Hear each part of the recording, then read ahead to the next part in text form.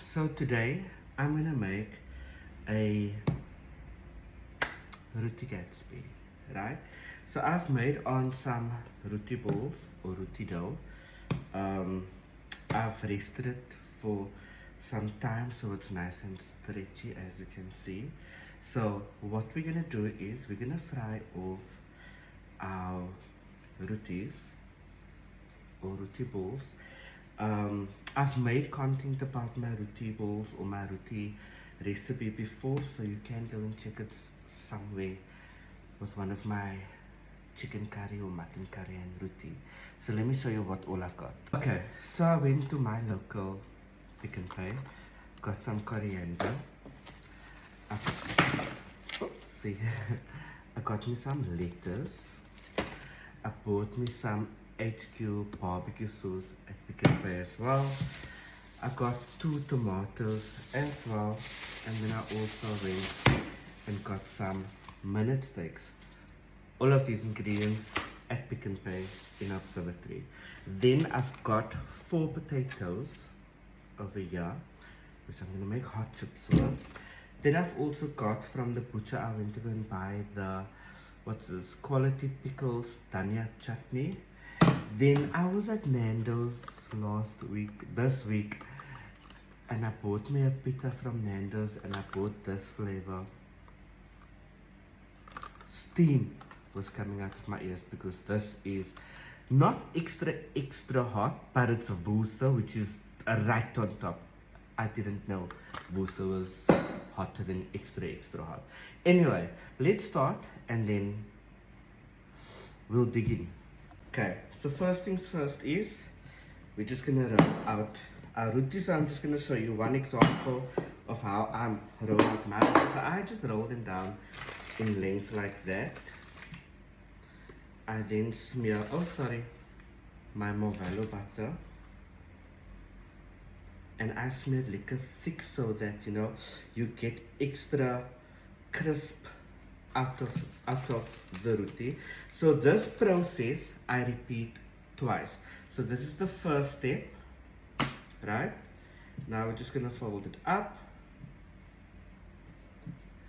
give it a twirl and another stretch, and then just do that. And then we're gonna let this one sit aside, and then we're gonna repeat the same process where I'm gonna roll it out, butter it again, give it a stretch, fold it, and then fry it off. Anyway, I'm gonna finish this off and then we'll go to the stove, okay? Sorry Yella, I forgot to record also because I want to record the whole process.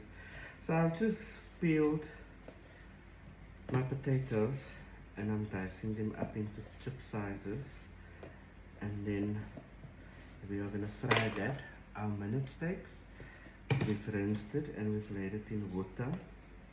And then once I'm done with this, we are gonna cut up everything else, and then we'll be right back, and then we can start the frying process. Well, we'll be right back. Okay, so here we've got 3 medium-sized onions, a half a pepper. I've got some ginger here in front, fresh ginger, and 3 or 4 cloves of garlic. We're now gonna add to our pot. Okay, so we've heated our pan with some oil just to cover the base of it. We're gonna add in our onions, our pepper, garlic, and our ginger, and we're gonna let this go until it is lightly brown. And then we're gonna add in our minute steaks. Okay, so you will see for 5 minutes our onions have lightly browned. I haven't added any water to this. Next we are gonna add in our minute steaks. So I have not cut them into strips. I'm gonna add them just like this. And we're gonna let this minute steaks go. Not exactly a minute, guys, because minute steaks don't even take a minute. But I want these minute steaks nice and soft. So we'll let it go, and I'll tell you exactly once I'm done braising this for how long exactly I have braised them for. And then we'll be right back. Okay, So our minute steaks has gone for about 5 minutes now. Again, I have not added any water to this yet. Next, I'm going to add in tomatoes. That's a half a tomato. And I'm going to go in with some coriander, dhania in other words. And then I'm also going to go in with my masala now. I make a big hype about my about my sizzling steak masala. So I'm going to add 1.5 teaspoon of it because it is very strong, but extremely nice. And this is the masala that I use for my masala steak that I make. Okay, and then we'll be right back. Okay, so our minute steak has gone for approximately 20 minutes now. It is very soft.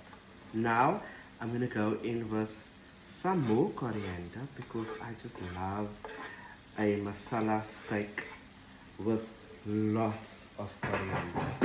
And then we are just going to give this a final mix. And we're going to let this slow cook for another 5 to 10 minutes. And then we will make our chips closer to, and our roti, our chips and our roti closer to buka time, guys. So it is now 5:25 in the next hour, and then I'll do the frying of the rotis and all that other stuff, and then I'll show you what our roti Gatsby will look like. Okay guys, as you can see over here, we are busy frying off the chips now, and then after the chips we're going to fry off our rotis. We're going to assemble it, and then yeah, it will be ready for buka time. Okay, so you won't be able to see my face now. So yeah, I've got my roti balls. I floured my surface. And I'm just going to roll them out as big as I can. I'm not going to make them too big. I'm going to roll them in a roti size, but not in a Gatsby size because I don't have a pan that big. So I'll show you how I roll out the one. And again, if you guys are going to ask me for the recipe to my roti, please go somewhere on my content. I've made rotis and I've given quantities and amounts. You are welcome to go and check it out there. Anyway, there's the roti rolled out, nice and round. And I'll show you, once I'm done frying, what they look like. Okay, that's the chips. Our next batch is in as well. So I'm just going to season it off. I was going to say season it off with Fargo's chip spice, and also some peri peri, because we're almost making a masala steak. Give it a mix, and then we'll be right back. Okay.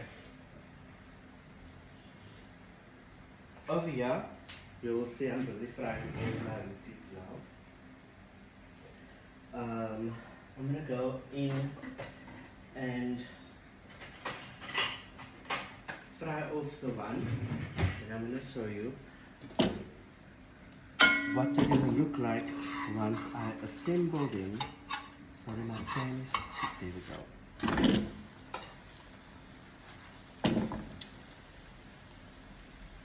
Rotis vir julle. So when I flipped it over, I rubbed some oil on the other side, just to give it a nice shear, but not too much.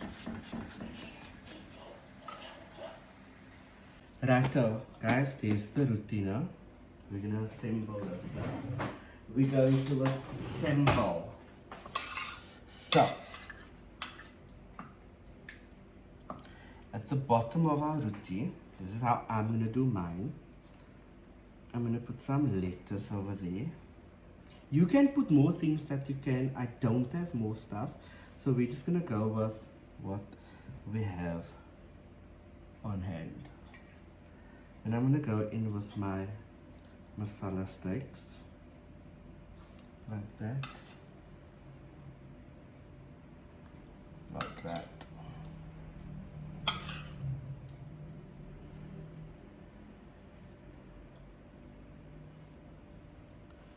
And like that, with some more of the braised onions. Well,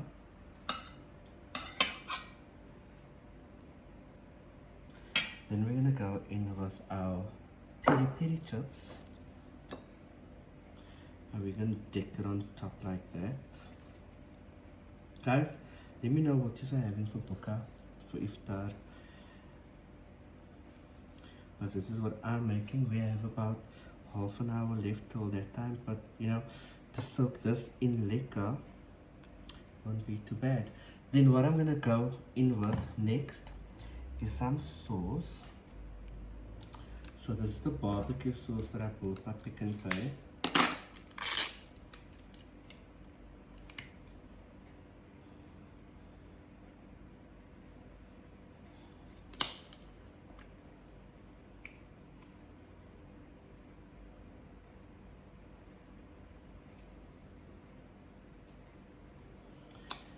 Some barbecue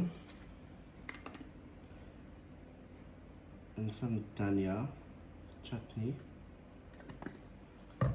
Then we're just gonna fold it close like this and like that, just so that all of that keeps in there, like that.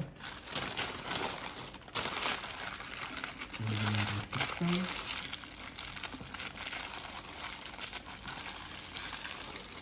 And then that will be our Roti Gatsby. I'm gonna show you a picture of what it looks like when it's done.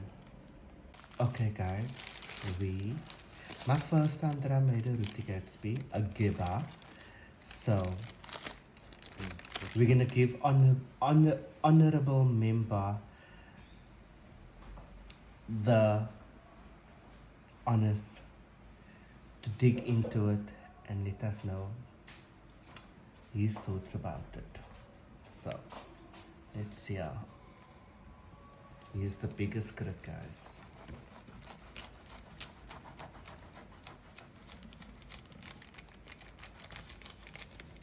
And we're not showing face, we're only showing the hands.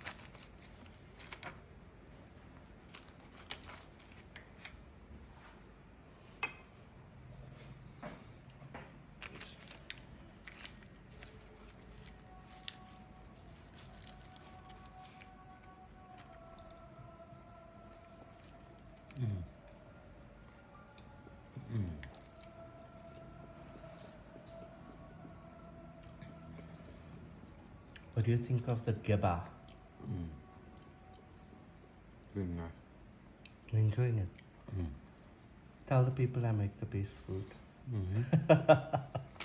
Guys, that's his thoughts on it. Let me try it, because it's my first time also having a Roti Gatsby, because I don't like it, but it's the only thing I could think of for content.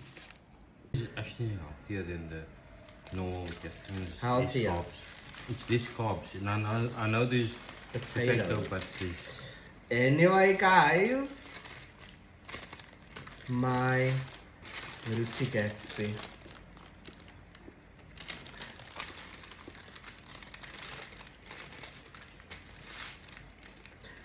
I'm gonna leave it in the pack. I'm actually gonna leave it in the packet.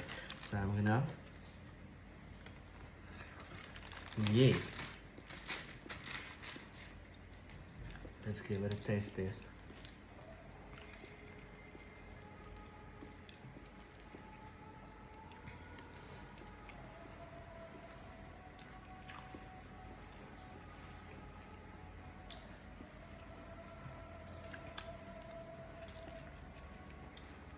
Let's dig in deeper.